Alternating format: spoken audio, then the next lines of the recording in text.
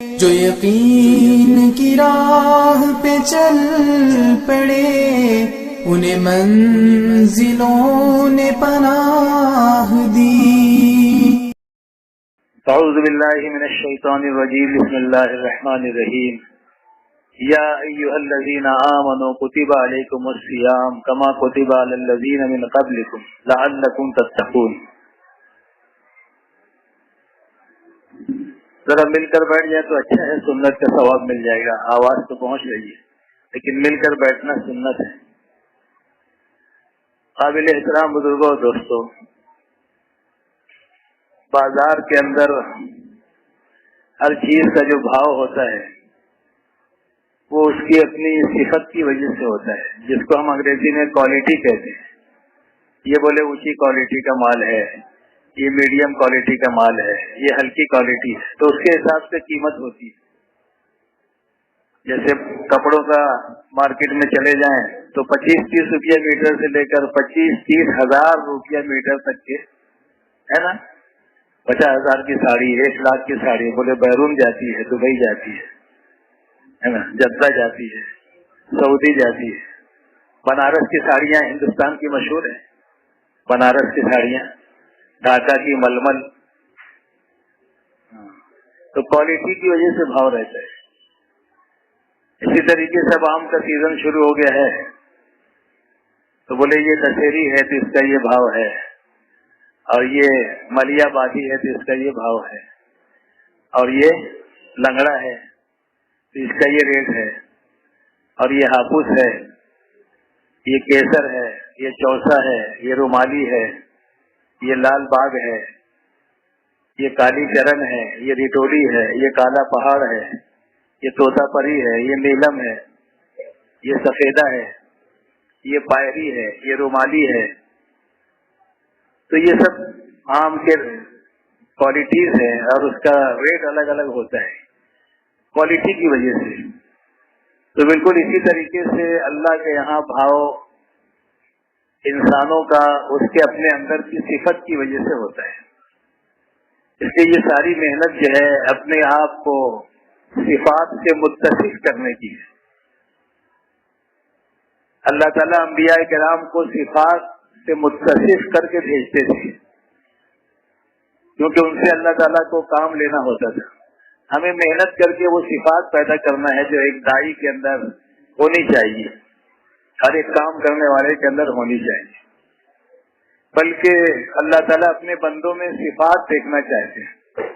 چنانچہ سب سے بڑی صفت جس سے انسان کا درجہ سارے انسانوں میں فائق ہو جاتا ہے، بلند ہو جاتا ہے، وہ صفت ایمان ہے۔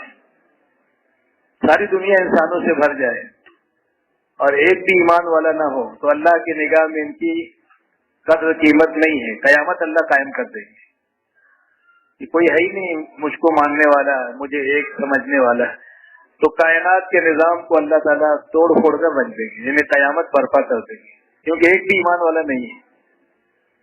اور آتا ہے کہ اگر ایک ایمان والا بھی ہوگا تو اللہ اس دنیا کے نظام کو باقی رکھیں گے۔ یعنی گویا صفت ایمان جو ہے اتنی قیمتی صفت ہے کہ ایک بھی اگر ہوگا سارے انسانوں میں لا الہ الا اللہ محمد الرسول اللہ کا پڑھنے والا، تو اللہ اس کی وجہ سے کائنات کے نظام کو باقی رکھیں گے۔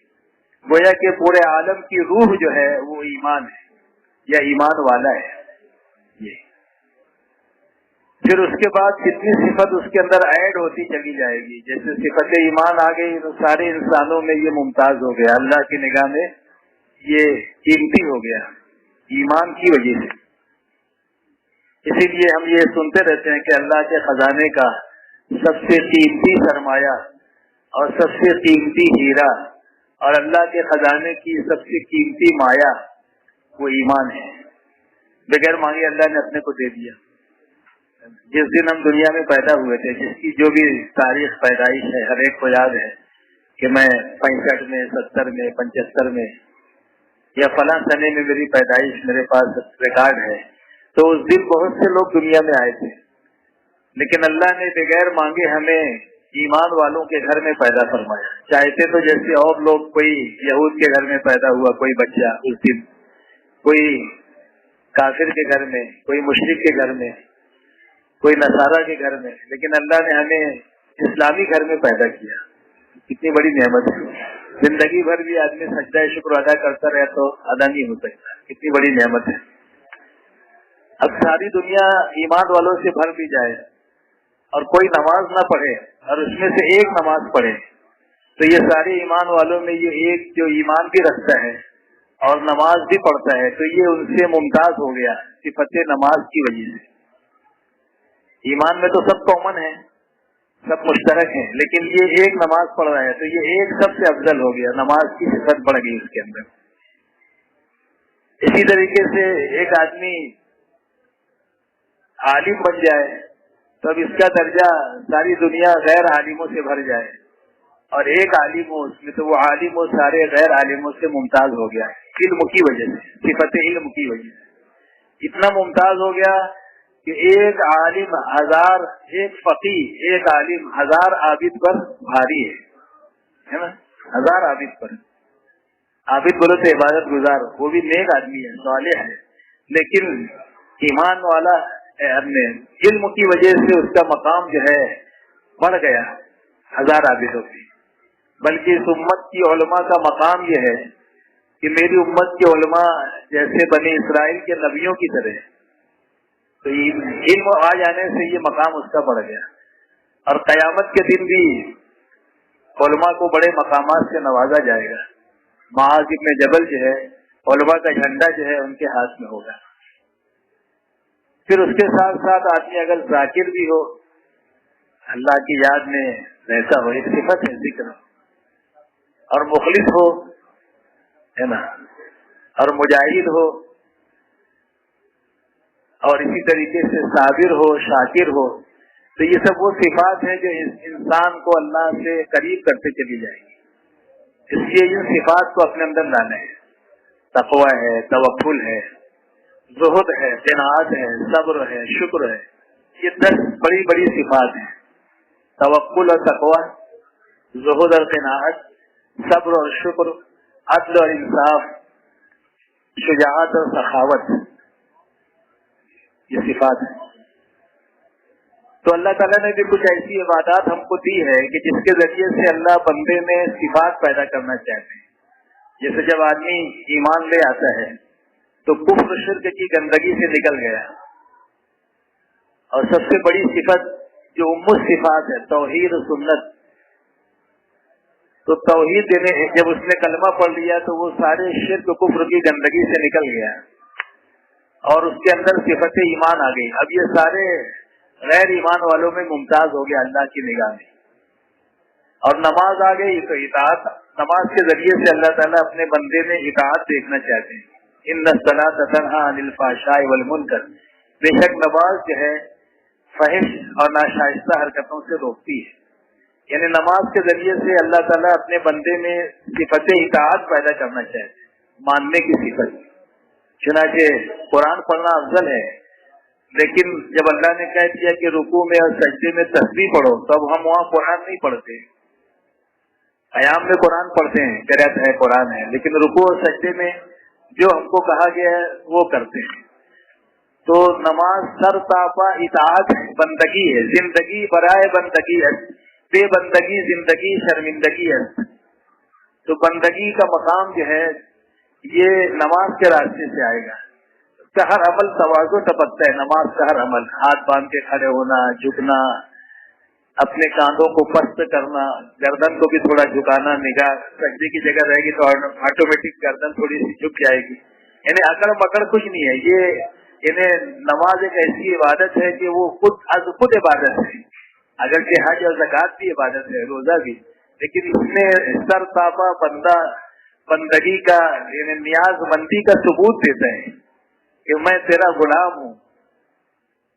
جدھر مولا ادھر شاہ دولا، جو مولا کی مرضی وہ بندے کی مرضی. تو سر تاپا بندگی ہے، تواضع ہے، انکساری ہے، جھکنا ہے، اکڑ مکڑ کچھ نہیں، سب اللہ کے سامنے اپنی گردن کو جھکا دینا ہے. تو نماز سے بندگی مقصود ہے، اطاعت، بندہ بنے، بندہ بن کر زندگی گزارے. جیسے مقامات ہوتے ہیں نا، یہ ولی ہے، یہ قطب ہے، उसमें भी दर्जा है। वली बोले तो अल्लाह का दोस्त, कुतुब बोले तो उससे भी आगे की बात है। कुतुब की बात चल रही, कुतुब की बात चल रही। वली और कुतुब किसको कहते हैं? इन्हें उसमें भी दर्जा है। वली, कुतुब, ख्वाजा, अब्दाल, मजलूब, ये सब दर्जात हैं उसमें विलायत के। लेकिन सबसे ऊंचा दर्जा विलायत का बंदगी है। बंदगी सबसे ऊंचा दर्जा है। तो वो नमाज के रास्ते से पैदा हो गया। तो अल्लाह नमाज देकर बंदे में बंदगी पैदा करना चाहते हैं, तवाज़ो, इनकिसारी, ये सिफत है। और रोजे के जरिए से, जैसा कि आयत पढ़ी गई, लअल्लकुम तत्तकून, कि तुम पर रोजा फर्ज किया गया जैसे पहली उम्मतों पर फर्ज किया गया था, ताकि तुम मुत्तकी बन जाओ, अल्लाह के डरने वाले बन जाओ, सिफत तकवा तुम्हारे अंदर आ जाए। तो रोजे के रास्ते से अल्लाह ताला अपने बंदे में तकवे वाली सिफत पैदा करना चाहिए। और तकवा भी गोया के ईमान के बाद अगर देखा जाए तो सबसे बड़ी सिफत जो है वो तकवे की है। इन्हें इसका तज़किरा अल्लाह ने कुरान में जा बजा किया है, बल्कि शुरुआत यहीं से है। अऊज़ु बिल्लाहि मिनश शैतानिर रजीम, बिस्मिल्लाहिर रहमानिर रहीम, अलिफ लाम मीम ज़ालिकल किताबु ला रैब फीह हुदन लिल मुत्तक़ीन अल्लज़ीना युमिनून बिल गैब। ये अलिफ लाम मीम ये हुरूफ मुक़त्तआत हैं, इसके मायने तो अल्लाह ही को मालूम। ज़ालिकल किताब, ये वो किताब है इसमें कोई शक नहीं है, बिलाशुबा ये अल्लाह ही की किताब है, अल्लाह ही का कलाम है, और जो कुछ इसमें है सब सच और हक है। ज़ालिकल किताब ला रैब फीह, इसमें कोई शक व शुबा नहीं है। हुदन लिल मुत्तक़ीन, ये हिदायत की किताब है अल्लाह से डरने वालों के लिए, मुत्तकियों के लिए, जो अल्लाह से डरते हैं उनके लिए हिदायत की किताब। तो अल्लाह ताला ने जिस तरह कुरान पाक को, आसमान को जिस तरह अल्लाह ने सितारों से सजाया है, रात में अगर आप शहरों में दुनिया देहात में जाएं या अफ्रीका का सफर करें तो जो सितारों की झिलमिलाहट और चांद की रोशनी नजर आती है, वो अपने उजाले महफूज रहते हैं ना, तो उतना अंदाजा नहीं होता। तो वहाँ बिल्कुल लाइट का इस्तेमाल नहीं है, चिराग भी नहीं जलाते हैं, तो वहाँ उसकी रोशनी चांद की, सितारों की समझ में आती है। तो जिस तरह अल्लाह ने आसमान को सितारों से और चांद की कंडील से सजाया है, ऐसे अल्लाह ने अपने कलाम को तकवे की आयतों से सजाया है। तो तकवा बड़ी चीज है। अल्लाह का वादा है, इन्नल्लाह मअल मुत्तकीन, बेशक हम मुत्तकियों के साथ हैं। 5 वादे हैं मुत्तकियों के साथ। एक तो यही है, बेशक हम मुत्तकियों के साथ हैं, यानी अल्लाह से डरने वालों के साथ हैं। सबसे बड़ा मुत्तकी कौन है? सबसे बड़ा मुत्तकी वो है जो अल्लाह से डरने वाला हो, लेकिन तन्हाई में जो अपने आप को गुनाह से बचा ले, ये सबसे बड़ा मुत्तकी है। जैसे सबसे बड़ा आलिम वो है जो अल्लाह से डरने वाला हो, और सबसे बड़ा पहलवान वो है, बोलो, जो गुस्से को पी जाए। ये तो सबसे बड़ा मुत्तकी वो है जो तन्हाई में अपने आप को गुनाह से बचा ले। तो तकवे में 5 वादे हैं। एक ये है कि अल्लाह उसके साथ हो जाते हैं, इन्नल्लाह मअल मुत्तकीन। कोई अगर ये चाहे कि अल्लाह मेरे साथ हो जाए तो वो तकवा इख्तियार कर ले, अल्लाह उसके साथ हो जाएगी। और जब अल्लाह उसके साथ हो गया तो सारा काम ही उसका बन गया। दूसरे, अल्लाह ताला उसके अज्र को डबल कर देते हैं, दोहरा अज्र। अल्लाह से डरने वालों के लिए डबल अज्र है, दोहरा अज्र है, दुगना। और तीसरे, अल्लाह ताला उसको इस तरह रोजी पहुंचाते हैं जिसका उसको गुमान भी नहीं होता, उसका गुमान भी नहीं जाता कि इस तरह मुझे रोजी अल्लाह पहुंचाएंगे। जैसे सहाबा के वाकयात में आता है, अबू हुरैरा रज़ियल्लाहु अन्हु फरमाते हैं कि अल्लाह के नबी ने मुझे, यानी क्या बोलना चाहिए, 1 लख या 1 मुट्ठी खजूरें दी, 17-18 खजूरें रही होगी मुश्किल से, और कहा कि ले इसमें से खाता भी रहे और खिलाता भी रहे। बोले एक थैली में मैंने उसको रख लिया, उसमें से निकाल के खाता भी था, कोई आ गया तो उसका इकराम भी। और फिर अरब की खजूर तो खजूर होती है। तो 27 साल तक बोले उसमें से मैं खाता रहा और खिलाता रहा। कितने साल तक? 27 साल। 9050 मन तकरीबन खजूरें मैंने उसमें से खाई। 9050 मन खजूरें 27 साल। حضرت عثمان رضی اللہ عنہ کی شہادت کے دن مجھے 2 صدمہ ہوا فرماتے ہیں. ایک تو اس کھجور کی تھیلی کے گم ہو جانے کا، اس باغیوں کی بھگدڑ میں جو ہنگامہ مچا، اس میں وہ تھیلی کہاں مجھ سے گر گئی، چھوٹ گئی، وہ گم ہو گئی، اس کا صدمہ، اور سیدنا عثمان غنی کی شہادت کا صدمہ. یہ 2 صدمہ ایک دن مجھے پیش آئے. اسی طرح ایک صحابی استنجے کے لیے گئے، 17 اشرفیاں چوہا لا کے دے رہے ہیں. یہ اس طرح روزی اللہ نے دی. تو گمان کے خلاف اللہ روزی دے گی. واقعہ نا داؤد علیہ السلام کا ہے، اس کا ریتی لا کے رکھ دی، گھر میں کچھ نہیں تھا تو گھر والی سمجھی آٹا ہے، ہاں، تو اسی میں سے روٹی پکایا. تو یہ تقوی کی وجہ سے اللہ نے دیا تھا کہ ریتی آٹا بن گئی، تقوی. تو گمان کے خلاف. اور چوتھے، ہر ضیق میں سے راستہ نکال دیں گے، یعنی ہر تنگی میں سے. بہت ساری تنگی رکاوٹیں آتی ہیں آدمی کی زندگی میں، تو اللہ ہر ضیق میں سے راستہ نکال دیں گے. اور 5ویں، اللہ اس کے گناہوں کو معاف کر دیں گے. یہ 5 وعدے ہیں تقوی پر. اس لیے روزے کے ذریعے سے تقوی پیدا ہو. 2021 کا رمضان ہمارے لیے انقلابی رمضان ہونا چاہیے. بہت سے رمضان تو گزر گئے، آئندہ جس کو نصیب ہوں گے نہیں ہوں گے، بہت سے چلے گئے قبروں میں، یہاں تک پہنچ نہیں سکے. ہم لوگ دعا مانگتے رہے، اللہ نے پہنچا دیا. سبھی لوگ مانگتے رہے، لیکن جس کی زندگی ہو گئی وہ تو چلا گیا. اپنے کو ایک موقع اور اللہ نے دے دیا. تو بہت سے رمضان تو گزر گئے، لیکن یہ رمضان ایسا ہو جائے کہ انقلابی رمضان ہو کہ 2021 سے زندگی کا پانسا پلٹ گیا.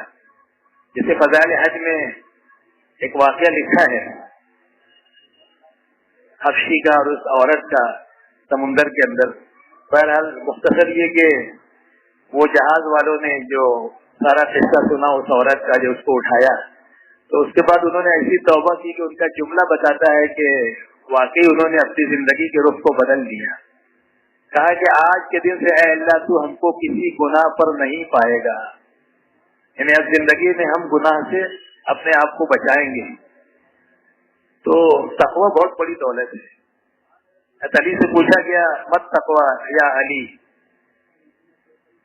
سہیل العلی مت تقوی.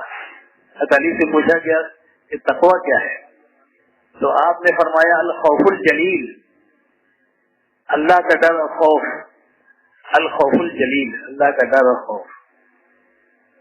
اور دوسری بات فرمائی والعمل بالتنزیل، عمل جو ہے وہ قرآن پاک کے فرمان کے مطابق ہو، یعنی اللہ کے نازل کردہ احکامات کے مطابق. اپنا ہر عمل کیسا ہو، اپنی صبح، اپنی شام، اپنا کاروبار، اپنی تجارت. جیسے صحابہ کی زندگی ایسی تھی کہ جو احکامات آنکھ کی لائن کے تھے قرآن میں، وہ ان کی آنکھوں میں فٹ تھے. جو کان کی لائن کے احکامات تھے ان کے کانوں میں موجود تھے. جو تجارت کی لائن کے احکامات تھے ان کی تجارتوں میں موجود تھے. غربت کی لائن کے احکامات ان کی غریب لوگوں میں موجود تھے. مالداری کے احکامات ان کے مالداروں میں موجود تھے. انہیں گویا صحابہ کرام کی زندگیاں مالداروں کی، غریبوں کی، تاجروں کی، مردوں کی، عورتوں کی ایسی تھی جیسا کہ چلتا پھرتا قرآن. چھپا ہوا نہیں تھا قرآن حضور کے زمانے میں چھپا ہوا نہیں تھا. دور صدیقی میں اس کی تدوین کی گئی، جمع کیا گیا، جو مختلف سینوں میں تھا لوگوں کے، یا کاغذ یا اس پہ تھا، چمڑوں پر لکھا ہوا یا پتوں پر لکھا ہوا تھا، سب کو جمع کیا. اور بہت بعد میں چھپا، آراب وغیرہ لگائے گئے. بولتے ہیں نا کہ وہ حجاج ابن یوسف نے اس نے آراب لگائے تھے، زیر زبر. تو کہیں چھپا، کہیں پڑھا گیا، کہیں سمجھا گیا، کہیں عمل کیا گیا، بولتے ہیں اہل علم حضرات. تو صحابہ کی زندگیاں چلتا پھرتا قرآن تھی. جو کچھ قرآن میں تھا ان کی زندگی میں موجود تھا. کسی نے پوچھا قرآن کہاں ہے، ایک صحابی جا رہے تھے، ابو درداء یا ابو ذر غفاری، ان کی طرف اشارہ کر کے کہا کہ یہ ہے، یہ قرآن جا رہا ہے، اس کو دیکھ لو اور اس کی زندگی کو دیکھ لو اور قرآن کو دیکھ لو. تو جو قرآن میں تھا ان کی زندگی میں تھا. ایک دن ہم گشت کر رہے تھے اپنے شہر میں، مجھ سے ملاقات ہوئی. کہا کہ ہم نے مراٹھی میں قرآن چھاپا ہے. گشت میں ملاقات ہوئی، ہم نے بہت مبارکباد دی، خوشی کا اظہار کیا. انہوں نے کہا کہ اس میں کیا کہتے ہیں، جب چھاپتے ہیں پہلی مرتبہ تو ہے؟ نہیں اس کے لیے خاص لفظ ہے ہجرا. ہجرا جب اس کا ہجرا ہوا ہجرا تو اس میں کئی ہزار برادران وطن نے بولے قرآن کے نسخے کو دیا. ہم نے خوشی کا اظہار کیا, مبارکباد دی. سب نے کہا کہ ابھی کام پورا نہیں ہوا. تو چونکے بولے ایسا کیوں؟ بولے ہاں ترجمہ کر کے آپ اگر مطمئن ہو گئے کہ ہم نے اسلام کی نشر اشاعت کا کام پورا کر دیا تو یہ ذرا سا غور طلب بات ہے, کیونکہ ابھی آپ نے چھاپ کے دیا ہے اور اس سے پہلے بھی اور زبانوں میں چھپا ہے. ایسا نہیں کہ آپ پہلی مرتبہ, ٹھیک ہے یہ ایک پہلی مرتبہ یا دوسری مرتبہ مراٹھی میں چھپا ہوگا, لیکن دنیا کی تمام بین الاقوامی زبانوں میں قرآن کا ترجمہ ہو چکا ہے. مولانا ابو الحسن علی ندوی رحمۃ اللہ کے بہت قریبی تھے, ناگپور کے عبد الکریم فاریق, یہاں بھی آ چکے مالیگاؤں بھی ایک مرتبہ, مہات ملت کے جلسے میں آئے تھے. تو کہہ رہے تھے کہ میں تو بچپن سے قرآن کا طالب علم ہوں. ان کی اپنی تفسیر بھی ہوتی تھی, حالانکہ وہ غیر عالم تھے, لیکن بچپن سے ان کا شغف, ان کا مضمون قرآن تھا. تو وہ کہہ رہے تھے کہ 500 زبانوں میں ترجمہ ہو چکا ہے. کتنی؟ جو اس کے طالب علم ہوں تھا 500, تمام انٹرنیشنل زبانوں میں دنیا کی. اور اس زمانے میں انہوں نے کہا تھا, آج سے 50 سال پہلے, کہ قرآن کا 45 کے قریب تفسیریں لکھی جا چکی ہیں, جیسے تفسیر ابن کثیر اور تفسیر ابن, بولو نا, ہاں کون سی تفسیر ہے, تو 40-45 تفسیر ہے. تو اتنا کام ہو گیا, لیکن کیا پھر بھی لوگ آ گئے دین میں؟ نہیں. تو ایک کام ضرور ہوا, وہ بھی ایک خدمت ضرور ہے, اس سے انکار نہیں. لیکن بولے جب اس کو پڑھیں گے برادران وطن قرآن کو, اور جب دیکھیں گے کہ اس میں 747 جگہ تقریباً نماز کے قائم کرنے کا حکم ہے, اور شہر مالیگاؤں جو مسلمانوں کا شہر کہلاتا ہے, مسلم اکثریت کا شہر کہلاتا ہے, میناروں کا شہر کہلاتا ہے, مدارس کا شہر کہلاتا ہے, اہل علم کا شہر کہلاتا ہے, وہاں صرف 20% نمازی. کتنے؟ ارے 20% گن لینا, اگر کم ہو تو بڑھا دیں گے, اس میں کیا ہے. تو وہ دیکھ کر کہیں گے کہ بھائی یہ قرآن میں جو آپ لوگوں کی زندگی میں نہیں ہے, تو اس کو دیکھ کر وہ کلمہ نہیں پڑھ لیں گے, وہ تو زندگی سے کمپیئر کریں گے, موازنہ کریں گے کہ جو تمہارا قرآن کہتا ہے وہ مسلمانوں کی زندگی میں ہے کہ نہیں. تو وہ کلمہ کب پڑھیں گے؟ جب دیکھیں گے کہ ان کی زندگی قرآن کے مطابق ہے کہ نہیں. بلکہ ہمارے ایک ساتھی نے جو کالج میں پڑھاتے ہیں, اپنے پرنسپل کو جو غیر ایمان والے تھے ان کو قرآن کا نسخہ دیا, تو چند دن کے بعد پڑھنے کے بعد کہنے لگ گئے کہ وہ قرآن تم نے نہیں دیا مجھ کو, جس قرآن سے آج کا مسلمان عمل کر رہا ہے وہ قرآن کہاں ہے؟ تم نے وہ قرآن مجھ کو نہیں دیا جس پر آج کا مسلمان عمل کر رہا ہے, نماز چھوڑ کر دھوکے کے ساتھ غلط طریقے سے. تو وہ تو آنے کو تیار ہیں. اس لیے کسی نے کہا ہے کہ بہت آسان ہے کافر کا مسلمان ہونا, بہت مشکل ہے مسلمان کا مسلمان ہونا. مسلمان ہو جائے. جیسے کسی نے اجتماع سے بیان کر کے مولانا صاحب چلے تو برادران وطن نے کہا اتنی اچھی باتیں آپ بیان کرتے, ہم کو کیوں نہیں بلاتے, ہم کو کیوں نہیں دعوت دیتے کہ آپ لوگ بھی آؤ ہمارے اجتماع میں. تو کہا کہ یہ سب اجتماع آپ ہی لوگوں کی میزبانی کے لیے کر رہے ہیں, آپ لوگوں کو بلانے کے لیے ہی اس کی تیاری ہے. مہمان کو بلانے سے پہلے اپنے گھر کی صاف صفائی کی جاتی ہے, اپنے گھر کی صاف صفائی اس کو مزین کیا جاتا ہے. تو ابھی ہم وہی کر رہے ہیں آپ لوگوں کو بلانے کے لیے کہ اپنے گھر کی صاف صفائی کر رہے ہیں, تو اپنا گھر ہی صاف نہیں ہو رہے ہیں. تو جو قرآن میں وہ اپنی زندگی میں آ جائے, یہ تقویٰ ہے. میں کسی سے کیوں کہوں کچھ, میری خاموشی یہ سب کچھ ہے, میری ہر ادا نرالی, میری ہر ادا پیامی, میرا ہر نفس کلامی, یہ ہونا چاہیے. تو تقویٰ کیا ہے؟ الخوف الجلیل, اللہ کا ڈر اور خوف. اور دوسرے بولو نا, والعمل بالتنزیل, عمل جو ہے قرآن کے نازل کردہ احکامات کے مطابق. اور تیسری بات فرمائی والرضا بالقلیل, تھوڑے پر راضی رہے. اب ان لوگ تھوڑے پہ راضی نہیں ہے, اس کے چلہ آگے پیچھے ہو جاتا ہے, 3 دن آگے پیچھے رہتا ہے نا, کیا چکر ہے. بولے سیزن ہے ابھی, نہیں جائے گا چلے میں. کبھی گاندھی مارکیٹ والے رمضان میں نہیں جائیں گے, شعبان میں چلے میں, سیزن ہے نا. اچھا مری مرغی بھی نہیں رہتی, چلو منڈے کا تو یہ زیادہ کمانے کے چکر میں جو رہے گا تو وہ کہتے ہیں کہ 2 سوکنے ہیں, سوکن, ایک دنیا ایک آخرت. کیا ہے سوکن؟ ایک کو اگر راضی کرنے جاؤ گے تو دوسری ناراض ہو جائے گی, ہے نا. یعنی دنیا کو اگر تم ٹھیک کرنے جاؤ گے تو آخرت کو نقصان پہنچاؤ گے, اور جو آخرت کو فائدہ پہنچائے گا تو دنیا کو نقصان پہنچائے گا. لیکن عقل مندی یہ ہے کہ دنیا کا نقصان عارضی ہے اور آخرت کا نقصان پرماننٹ ہے, مستقل ہے. تو سمجھداری کا تقاضا یہ ہے کہ عارضی نقصان کو آدمی برداشت کر لے. دنیا میں ایسا دیکھنے میں بھی آتا ہے کہ عارضی چیز کو آدمی اختیار کر لیتا ہے تو وقتی ہے نا. اس لیے تھوڑی روزی پر راضی رہنا یہ بھی تقوی کی ایک صفت ہے, تھوڑی روزی پر راضی رہنا.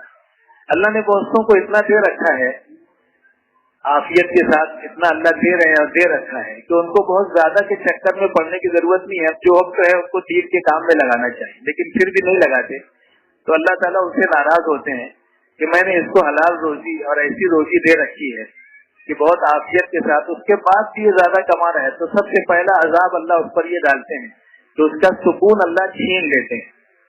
کیا کر لیں؟ سکون چھین لیتے ہیں. اس کے بہت زیادہ کہ 99 کے پھیر میں نہیں پڑنا چاہیے. اس کے وہ ہمیں مولانا عبدالحلیم صاحب جون پوری اور قصہ بھول گیا, وہ اس پہ سے بڑا اچھا قصہ سناتے تھے, کسی کو یاد ہوگا تو بتا دینا. 99 کے پھیر میں جو پڑتا ہے تو اس کا کیا حشر ہوتا ہے نا. 99 کے پھیر میں تو پھر وہ اینٹ والا قصہ اس کے لیے کافی ہے. عیسیٰ علیہ السلام تینوں اینٹ کے چکر میں ہے نا, تینوں مر گئے, کسی کے ہاتھ 10 گرام بھی نہیں آیا. سارا واقعہ ہے نا. لالچ میں آئے کہ یہ 3 اینٹ ہے تو ایسا کرو ایک کو کھانا منگانے بھیج دو, اور جب وہ آئے گا تو اپن دونوں مل کے اس کو قتل کر دیں گے اور 3 اینٹ 2 کے اندر تقسیم ہو جائے گی. اور اس کی نیت بھی خراب ہوگی 99 کے چکر میں, بولے کھانے میں زہر ڈال تو یہ دونوں مر جائیں گے, میں اکیلا لے رہوں گا. تو وہ آیا تو پہلے اس کو مارے ہے نا, اور پھر یہ کھا کے خود مر گئے اور اینٹ ویسی پڑی رہی تینوں. تو 99 کا چکر ایسا ہے. اس لیے تھوڑی روزی پر راضی رہنا. جیسے علی بتاتے ہیں کتنی روزی پہ راضی رہنا, تو مزدوری کے لیے گئے, کتنا کمانا فرض ہے یہ بھی سن لو.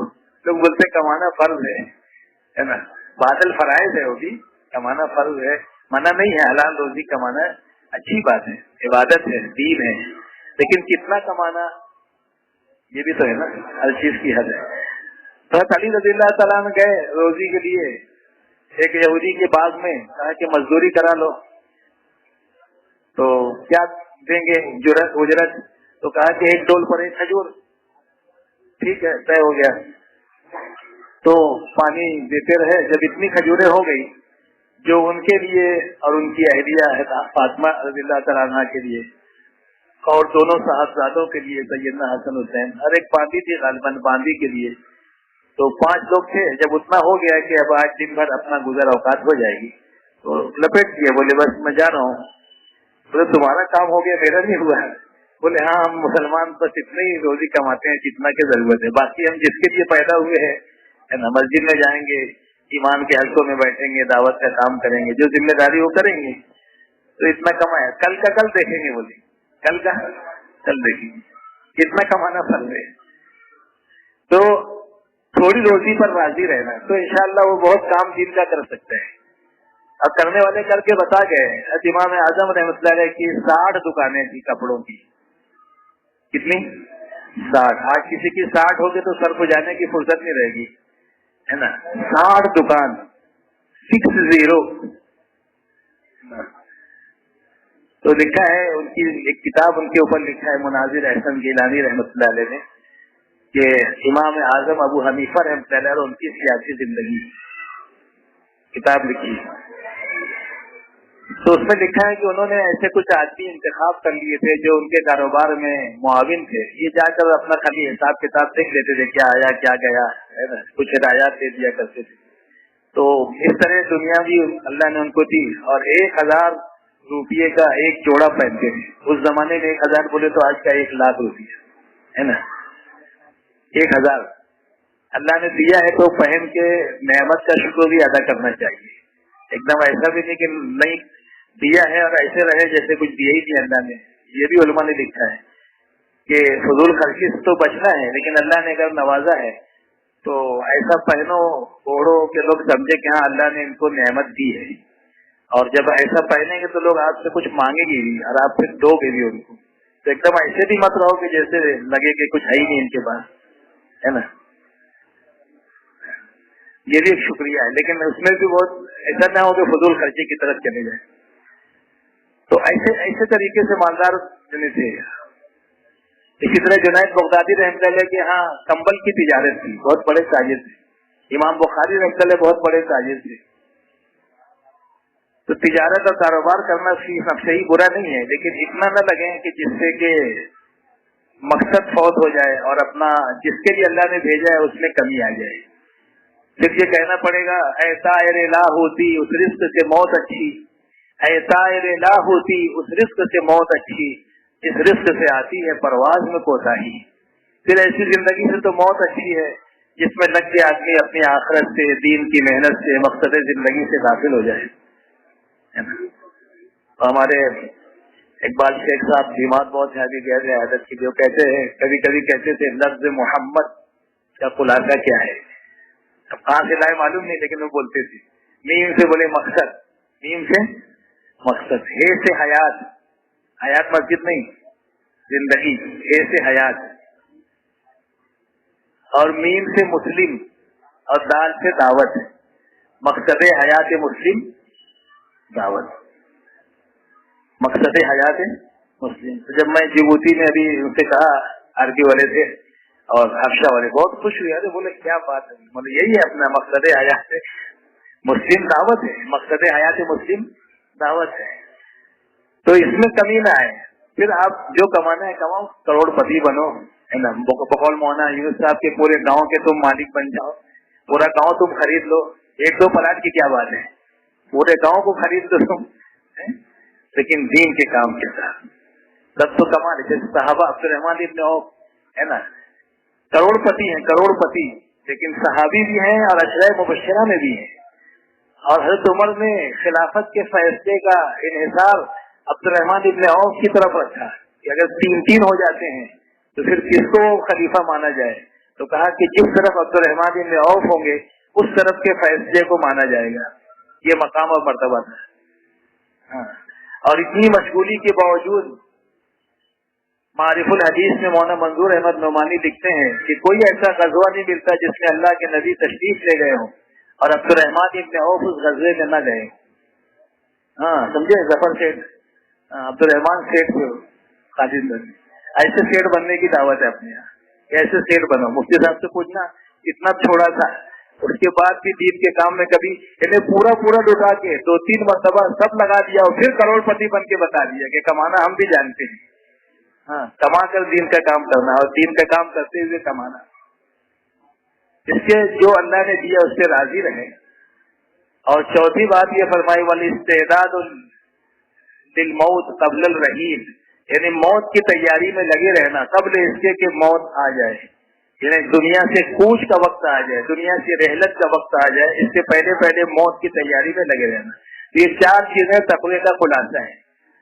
اللہ کا ڈر اور خوف، اپنا عمل قرآن کے مطابق، اللہ کے حکم کے مطابق، اور تھوڑی روزی پر راضی رہنا، قناعت، اور چوتھے موت کی تیاری میں لگی رہنا.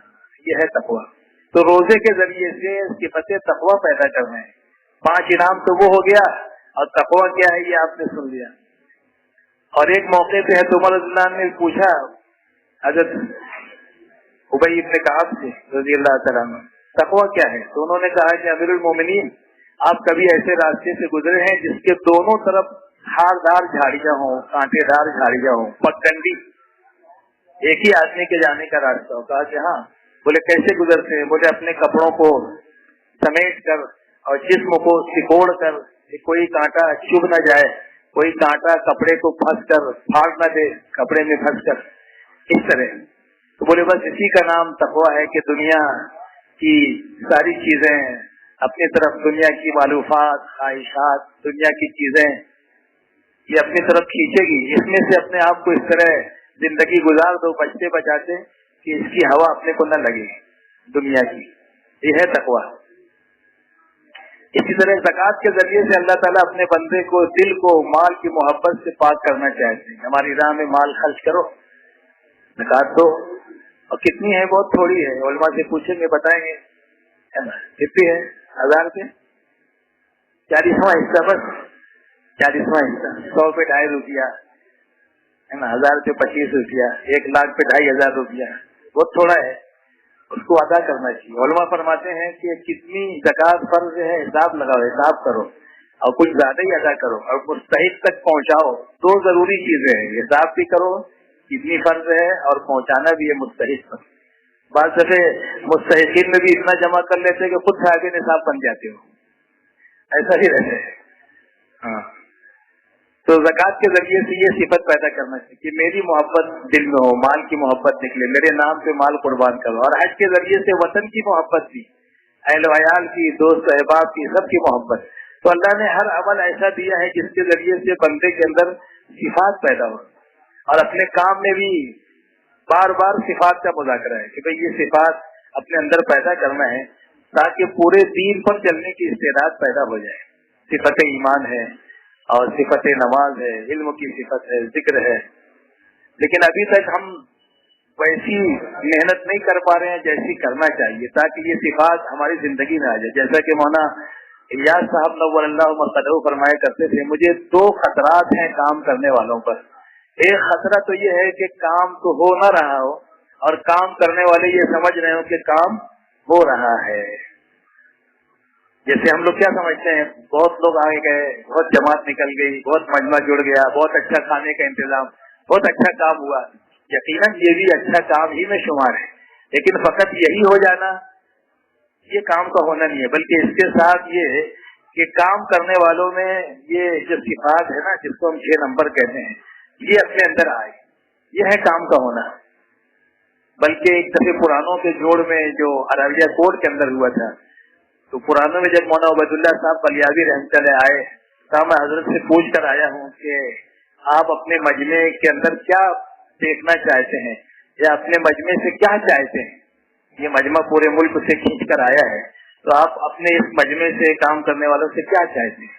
तो बोले हजरत ने ये कहा कि जाकर कहो कि जिस चीज की हम लोगों को दावत दे रहे हैं वो अपनी जिंदगी में कितनी आ रही है, इसकी हर साथी फिक्र करे। जिसकी हम दावत दे रहे हैं, ईमान की, नमाज की, इल्म जिक्र की, ये अपनी जिंदगियों में कितनी आ रही है। यानी हमारा अमल हमारे कौल की तकदीर कर रहा है या तस्दीक कर रहा है। हमारा अमल हमारे कौल की तकदीर कर रहा है या तस्दीक। तस्दीक उस वक्त करेगा जब हम जो कह रहे हैं वो कर रहे हो, और अगर कह रहे हो कर नहीं रहे तो फिर तकदीर होगी। लेकिन इसका ये मतलब नहीं है कि हम दावत न दें। दावत है ही अपने अंदर सिफात के लाने की। क्यों कि ये सारी सिफात सिफत तबलीग के रास्ते से आएगी। जितना इसकी दावत देंगे, जैसा कि मौलाना थानवी रहमतुल्लाह फरमाते हैं कि जो चीज मुझे अपने अंदर पैदा करना होती थी, मैं उसकी खूब लोगों को तरगीब दिया करता हूँ ताकि वो सिफत मेरे अंदर आ जाए, और जिससे मुझे बचना होता है तो मैं उसकी खूब जो है मजम्मत बयान करता हूँ कि ये अमल, ये बड़ा इसमें बुराई है, बड़ा इसमें गुनाह है, बड़ी इसमें अल्लाह की नाराजगी है, बड़े खतरात हैं। तो दावत के रास्ते से ही आएगी। कभी कभी शैतान ये भी पट्टी पड़ा देता है, बोले तू तो अमल करता ही नहीं तो क्या करेगा लोगों को दावत दे के। बहुत से इस वजह से भी दावत नहीं देती। ये भी शैतान का एक नूरानी दाव है, नूरानी दाव। हाँ, तो दावत, बल्कि इसी पर मौलाना उबैदुल्लाह साहब ने कहा लिमा तक़ुलूना मा ला तफ़अलून का मफ़हूम सिर्फ ये नहीं है कि वो क्यों कहते हो जो करते नहीं, बल्कि उसका मफ़हूम ये बयान किया कि कहो तो करो भी, कहो तो करो भी। ये इसीलिए मुअज्जिन को कहा गया है कि अजान दे तो इकामत वही पढ़े, इल्ला ये कि किसी को इजाजत दे तो इकामत वो पढ़ सकता है, और अगर इजाजत न दे तो बगैर मुअज्जिन की इजाजत के इकामत हमें नहीं पढ़ना चाहिए। क्यों कि लोग ये देखना चाहते हैं कि जिसने हमको बुलाया है, हम आ तो गए, वो है कि नहीं मस्जिद में। जिसने हमको बुलाया तो उसको देखेंगे वो है कि नहीं, है ना। तो दोनों बात है, यानी अपने को साइमल्टेनियसली दावत भी देना है, अमल भी करना है। क्योंकि 2 जिंदगी तो है नहीं कि एक जिंदगी में अमल को लाएंगे और फिर दूसरी जिंदगी में आएंगे तो दावत देंगे। तो अगर 2 जिंदगी होती तब तो ठीक था ये कि भाई पहले अपने को अपन मुस्लिम बन जाओ फिर इस्लाह करेंगे। نہیں، یہ تو ایسا ہے کہ اپنی اصلاح بھی کرنا ہے، امت کی بھی فکر کرنا ہے. ومن احسن قولا ممن دعا الی اللہ میں یہی کہا گیا ہے کہ دین پر چلتے ہوئے اور لوگوں کو بھی دین کی طرف بلانا. تو کام کا ہونا یہ ہے کہ کام کرنے والوں میں صفات آ رہی ہیں. دوسری بات یہ فرمائی، مجھے یہ خطرہ ہے کہ کام کرنے والوں کی نظر جو ہے وہ خالق سے ہٹ کر مخلوق پر آ رہی ہے. تو اپنی نگاہ مخلوق پر نہ ہے. اگر مخلوق پر آئے گی تو پھر اپنے لیے جو ہے انہیں اللہ کے ساتھ شریک کرنا ہو گیا کہ ان سے بھی ہوتا ہے، ان سے بھی ہوتا ہے. اور جب یہ یقین آئے گا تو پھر آدمی کا جمنا بھی مشکل ہوگا، کیونکہ استقامت جو ہے یقین کے بغیر نہیں ہے. 4 چیزیں تو یقین کے راستے سے ہی آئے گی. یقین کے بغیر استقامت نہیں، اور ایمان کے بغیر اخلاص نہیں. اخلاص ہی ایمان ہے. اور اللہ کے وعدوں کا پورا ہونا یقین والوں کے ساتھ ہے. اللہ کے وعدوں کا پورا ہونا اور اجر کا ملنا یہ بھی یقین والوں کے لیے کے حق میں ہے. تو یہ 4 چیزیں ہیں، وعدوں کا پورا ہونا اور اجر کا ملنا اعمال پر دونوں جہاں میں، دنیا میں بھی آخرت میں بھی، اور اخلاص اور استقامت. تو استقامت کا تعلق بھی یقین کے ساتھ ہے. اللہ کی ذات سے یقین ہوگا تو چلے پر بھی استقامت رہے گی، سہروزہ پر بھی استقامت رہے گی، 2 گشتوں پر بھی. ورنہ ایک گشت کرتے ہیں اور دوسرے گشت میں بولے کتنے رہتے، بولے 4 رہتے، 3 رہتے، اور پہلے گشت میں 15 رہتے. تو وہ جو دنیا روکتی ہے نا، وہ اس کا یقین. اس کے لیے دوستو ہمیں جو ہے صفات کو پیدا کرنا، اور صفات جو ہے نا وہ بغیر محنت کے نہیں آئے گی. کوئی بھی چیز بغیر محنت کے ہاتھ نہیں آتی. اب یہ روزہ جو رکھایا جا رہا ہے کس کے لیے کہ صفت تقویٰ اپنے اندر آ جائے، ہے نا. تو روزہ اگر روزہ ہوگا تو وہ صفت پیدا ہوگی جو روزے کے ذریعے سے مطلوب ہے. نماز ہوگی تو نماز برائیوں سے روکے گی. تو اس کو بنانا پڑے گا. نماز ویسی بن جائے، روزہ ویسا ہو جائے جیسا رکھنا چاہیے، نماز ویسی ہو جائے جیسی پڑھنی چاہیے. تو پھر اس کے نتائج اور اس کے فضائل وہ ہماری زندگیوں پر ظاہر ہوں گے، اس کا ظہور ہوگا، اس کے اثرات پائے جائیں گے. تو اس کے لیے ماہ مبارک بہترین موقع ہے. اس مہینے میں شیاطین بھی قید کر دیے جاتے ہیں، متمرد بھی. اور اگر جیسا کہ پوری اس میں بحث لکھی علماء نے کہ سرکش شیاطین کا بھی تذکرہ ہے اور مطلق شیاطین کا بھی ہے. بہرحال یہ کہ شیاطین قید ہو جاتے ہیں تو وہ نیکی کا کام جو غیر رمضان میں کرنا بظاہر مشکل ہوتا ہے وہ رمضان میں آسان ہو جاتے ہیں. اور نفس بھی بھوکا رہنے سے زیر ہوتا ہے نا، قابو میں رہتا ہے، ادھر ادھر نہیں بھاگتا، وساوس سے بھی محفوظ رہتا ہے. پھر طبیعت اس کی خیر کی طرف ہی چلتی ہے کہ چلو کچھ تلاوت کر لیں، کچھ ذکر کر لیں، کچھ دعا مانگ لیں، کچھ دعوت کی محنت کر لیں. اور یہ مہینہ ہدایت کا بھی ہے اور عبادت کا بھی ہے. دونوں کو جمع کرنا ہے. اپنے حضرت فرماتے ہیں دعوت اور عبادت دونوں کو جمع کرنا ہے، اور ہمارا کام ہی دونوں کو جمع کرنا ہے. لیکن ہوتا یہ ہے کہ ہم عبادت میں زیادہ مشغول ہو جاتے.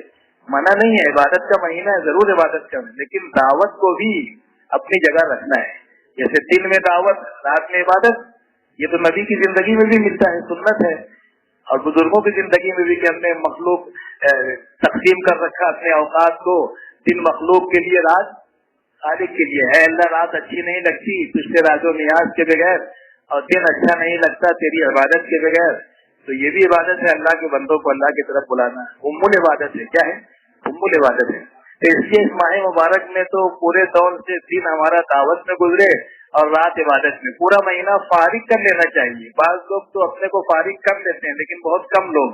ہونا تو یہ چاہیے کہ 11 مہینہ بہت کچھ کمایا ہے. بقول حضرت شیخ کے 1 مہینہ اگر مر مٹیں کا لفظ ہے کہ دین کی محنت میں اور عبادت دعوت میں مر مٹیں. بعض لوگ تو ماشاءاللہ واقعی ایسا کم دیتے ہیں کہ شعبان ہی میں کپڑے، عید کے جوتے، چپل سب لے کے آ جاتے ہیں تاکہ رمضان میں اس کا کوئی جھنجٹ ہی نہ رہے. پورا رمضان دعوت عبادت کے لیے فارغ رہے. ایسا ہونا چاہیے. بار بار کہاں ملے گا زندگی میں؟ سال میں 1 دفعہ ملتا ہے، آئندہ ملے گا نہیں ملے گا. تو بہترین موقع ہے. 17 رمضان کو تو بدر کا معرکہ پیش آیا اور 12 رمضان کو مکہ فتح ہوا. 2 غزوات اس ماہ مبارک میں ہوئی. بلکہ نمازوں میں خفت یا نثر اس لیے کی گئی کہ کام میں کمی نہیں آنی چاہیے اللہ کے راستے میں. چاہے نماز میں، عبادت میں، چاہے اس کو ہاف کر دیا کر دے، لیکن عبادت میں کمی، دعوت میں کمی نہیں آنی چاہیے. اس لیے یہ مزاج اپنے شہر کا بننا چاہیے. ویسے تو اتنا ہی ابھی بنا ہے کہ 15 شعبان کو نکل جاتے، جو نکل گئے وہ نکل گئے. بولتے ہیں نا کہ یہ وہ کاروان حیات ہے کہ سفر ہی جس کا ثبات ہے. یہ وہ کاروان حیات ہے کہ سفر ہی جس کا ثبات ہے. جو رکا ذرا وہ کچل گیا، جو رکا ذرا وہ کچل گیا، جو نکل گیا وہ نکل گیا، جو نکل گیا وہ تو وہ نکل گیا. اس لیے 15 کو تو نکل گیا، باقی لوگ دیکھو تب گئے، سب کچل گئے، نکل ہی نہیں تھے. باؤ بنا کے رکھے عید کو، بولے باؤ عید بات، بولے عید بات جائیں گے. تو اس میں پہلے تو معمول تھا اپنے یہاں بھی کچھ دنوں تک رہا، آج کل وہ بھی بھول گئے. 1 رمضان کو یا 17 رمضان کو جماعتیں نکل جاتی تھی، چاہے گرتے پڑتے پورے شہر سے 1-2 جماعتیں صحیح، لیکن چلی جاتی تھی 1 رمضان کو 17 رمضان کو. اب اپن لوگ تو رمضان میں نکلنے ہی بھول گئے. ٹھیک ہے، آپ اگر ہر سال نہیں جا سکتے تو کیا تشکیل بھی نہیں کر سکتے ہیں؟ اللہ کے بندے جانے والے، بھائی 1 سال آپ گئے تو دوسرے سال کوئی اور جائے گا. تشکیل میں ہم کیوں پیچھے ہٹتے ہیں؟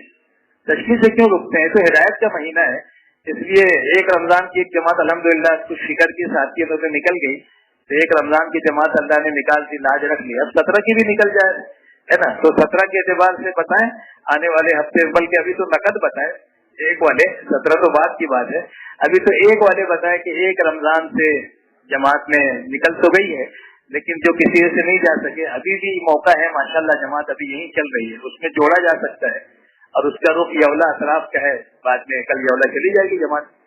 اب اس کے لیے بتائیں 1 رمضان والے اگر کسی سے نہیں گئے تو کل سے بتا دیں 4 رمضان سے ہی صحیح، نہیں 1 تو 4 صحیح ہے نا، کل 4 رمضان ہے، 4 سے نکل جائے. نظام الدین میں تو نقد تشکیل ہوتی ہے 4 مہینے کی، 15 شعبان سے شروع ہو جاتی، بلکہ شعبان ہی سے 4 مہینے کی جماعت ہے ان مہینوں میں. اب ہمت کر کے بولیں اللهم لك الحمد كما انت اهل، فصل على محمد كما انت اهل، وافعل بنا ما انت اهل، فانك انت اهل التقوى واهل المغفرة. ربنا ظلمنا انفسنا وان لم تغفر لنا وترحمنا لنكونن من الخاسرين. رب اغفر وارحم وتجاوز عما تعلم انك انت العزيز الاكرم. اللهم انك عفو كريم تحب العفو فاعف عنا. اللهم سلمنا لرمضان وسلم رمضان لنا وسلم لنا متقبلا. اللهم ارنا الحق حقا وارزقنا اتباعه وارنا الباطل باطلا وارزقنا اجتنابه. لا اله الا الله نستغفر الله. اللهم انا نسألك الجنة ونعوذ بك من النار. اللهم انا نسألك الجنة ونعوذ بك من سخطك وغضبك من النار. اللهم اغفر لأمة محمد صلى الله عليه وسلم ما تقدم من ذنبها وما تأخر وما أسرت وما أعلنت. اللهم آت نفوسنا تقواها وزكها أنت خير من زكاها أنت وليها ومولاها. اللهم اهد الناس جميعا. اللهم اهدنا واهد بنا واجعلنا سببا لمن اهتدى. اللهم وفقنا لما تحب وترضى من القول والعمل والفعل والنية والهدى إنك على كل شيء قدير. اللهم إنا نسألك الجنة ونعيمها وما يقربنا إليها من قول أو فعل أو عمل، ونعوذ بك من النار وما يقربنا من قول أو فعل أو عمل. اللهم إنا نسألك العفو والعافية والمعافاة الدائمة في الدين والدنيا والآخرة، والفوز بالجنة والنجاة من النار. اللهم اقسم لنا من خشيتك ما تحول به بيننا وبين معاصيك، ومن طاعتك ما تبلغنا به جنتك، ومن اليقين ما تحول به علينا مصائب الدنيا. اللهم متعنا بأسماعنا وأبصارنا وقواتنا ما أحييتنا، واجعله الوارث منا، واجعل ثارنا على من ظلمنا، وانصرنا على من عادانا، ولا تجعل مصيبتنا في ديننا، ولا تجعل الدنيا أكبر همنا ويا غاية رغبتنا ويا خالق أنفسنا، ولا تسلط علينا من لا يرحمنا. اللهم زدنا ولا تنقصنا، وأكرمنا ولا تهنا، وآتنا ولا تحرمنا، وآثرنا ولا تؤثر علينا، وارضنا وارض عنا. اے اللہ ہم سب کے گناہوں کو معاف فرما، ہماری خطایا سے درگزر فرما، ہماری سیئات کو حسنات سے مبدل فرما، اس ماہ مبارک کی قدردانی کی توفیق عطا فرما، ہمارے روزوں کو تراویح کو قبول فرما، تلاوت کو قبول فرما. اے اللہ اس ماہ مبارک میں دعوت العبادت کو جمع کرنے کی توفیق عطا فرما. اے اللہ مسجدوں کو آباد کرنے کی اے اللہ فکر عطا فرما، ہر نماز کے بعد مسجد کی آبادی کے عمل کو کرنے کی توفیق عطا فرما. اے اللہ عوام الناس سے اختلاط کر کے انہیں دعوت دینے کی توفیق عطا فرما، ہمارے مزاج میں دعوت کو داخل فرما. اے اللہ دین کا داعی بنا، اسلام کا سپاہی بنا. اے اللہ اپنے راستے کا مجاہد بنا. اے اللہ اپنی رضا کے کاموں میں لگنے کی توفیق عطا فرما، اس ماہ مبارک کے جتنے اعمال ہیں اس کو اہتمام سے کرنے کی توفیق عطا فرما، اے اللہ اپنے راستے میں نکلنے کے لیے ہمیں قبول فرما، ہر عشرے میں نکلنے کی ہمیں توفیق عطا فرما، اور آخر اخیرہ میں اعتکاف کی دولت سے سرفراز فرما، اور شب قدر کی تلاش کی بھی توفیق عطا فرما۔ اے اللہ سنت مؤکدہ اعتکاف کو بھی اے اللہ اپنی اپنی مسجدوں میں قائم کرنے کی ہم سب کو توفیق عطا فرما۔ اے اللہ قدم قدم پر رہبری فرما، بیماروں کو شفا عطا فرما، اے اللہ بلاؤں کو رفع فرما، دفع فرما، اے اللہ بیماروں کو شفا عطا فرما، مرحومین کی مغفرت فرما، مقروضین کو قرضوں سے سبکدوش فرما، امت کی پریشانیوں کو دور فرما، حرمین شریفین کی حفاظت فرما، دینی مراکز کی حفاظت فرما، اے اللہ نظام الدین کی حفاظت فرما، پورے عالم میں جتنے دینی مراکز ہیں، قرآنی مکاتب ہیں، عربی مدارس ہیں، مساجد ہیں، مقابر ہیں، معابد ہیں، دینی جماعتیں ہیں، سب کی حفاظت فرما، دن دونی رات چوبی ترقی عطا فرما، اے اللہ رکاوٹ ڈالنے والوں کو بھی ہدایت نصیب فرما، اے اللہ کام کو پہلے سے بہتر حالت میں جاری اور ساری فرما، اے اللہ قدم قدم پر رہبری فرما، مراشد امور الہام فرما، مہمات امور پر ہماری اعانت فرما، اے اللہ جب تک زندہ رکھ اسلام پر قائم فرما، صحت تندرستی کے ساتھ، عافیت کے ساتھ، اخلاص استخلاص کے ساتھ، استقامت کے ساتھ دین کے کام میں لگے رہنے کی توفیق عطا فرما، خاتمہ اپنے وقت پر کمال ایمان پر فرما، سوء خاتمے سے پوری حفاظت فرما، اے اللہ مرنے کے بعد کی ہلاکتوں سے، عذاب قبر سے، عذاب جہنم سے، شدت حساب سے محفوظ فرما، مرنے کے بعد کی ابدی نعمتوں برکتوں سے مالا مال فرما، مرنے سے پہلے سچی پکی مقبول توبہ کی توفیق عطا فرما، اپنے سامنے کھڑے ہونے کے لائق اعمال کرنے کی توفیق عطا فرما، اپنے سے ملاقات کا شوق عطا فرما، موت کے وقت بھی، قبر میں بھی، منکر نکیر کے سوال و جواب کے وقت، میدان محشر میں، پلسرات پر، ہر جگہ ہم سب کا، پوری امت کا بیڑا پار فرما، جگہ حساب کتاب کے جنت الفردوس کا داخلہ مقدر فرما، اپنے کرم سے ہماری دعاؤں کو قبول فرما، یا رب صلی وسلم دائما ابدا علی حبیبک خیر الخلق کلہم برحمتک یا